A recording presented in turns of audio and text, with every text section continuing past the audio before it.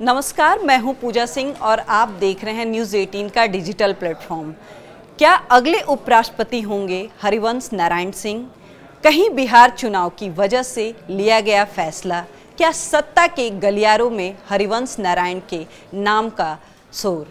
भारत के उपराष्ट्रपति जगदीप धनखड़ ने 21 जुलाई 2025 को स्वास्थ्य कारणों का हवाला देते हुए अपने पद से इस्तीफा दे दिया, जिसे राष्ट्रपति द्रौपदी मुर्मू ने 22 जुलाई को स्वीकार कर लिया।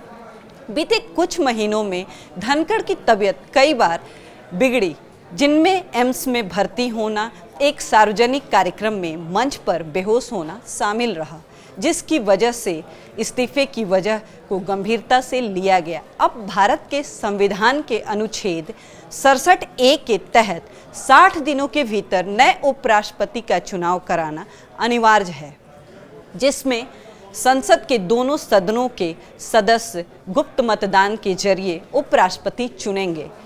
इस खाली पद को लेकर देश के राजनीतिक गलियारों में चर्चाएं तेज हो गई हैं। खास तौर पर इस बार उपराष्ट्रपति बिहार से हो सकते हैं, ऐसी संभावनाओं को बल मिल रहा है। इस चर्चा के केंद्र में जदयू के वरिष्ठ नेता और राज्यसभा के उपसभापति हरिवंश नारायण सिंह, जिनका नाम एक सर्वस्वीकृत, अनुभवी और संतुलित चेहरा होने के कारण सबसे आगे बताया जा रहा है। हरिवंश जी की पृष्ठभूमि पत्रकारिता से रही है और उन्होंने प्रभात खबर जैसे प्रतिष्ठित अखबार को खड़ा करने के बाद राज्यसभा में 2 बार उपसभापति के रूप में कार्य किया है, जहां उन्होंने सत्ता और विपक्ष दोनों से स्वीकार्यता मिली है।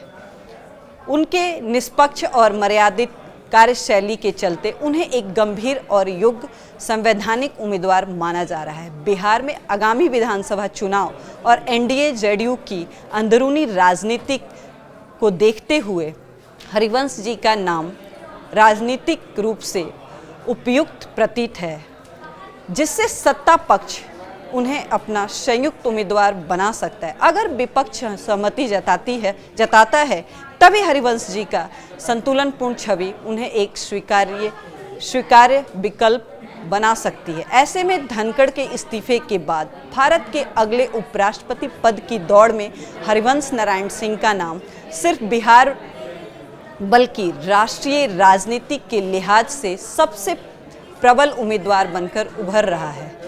नमस्कार,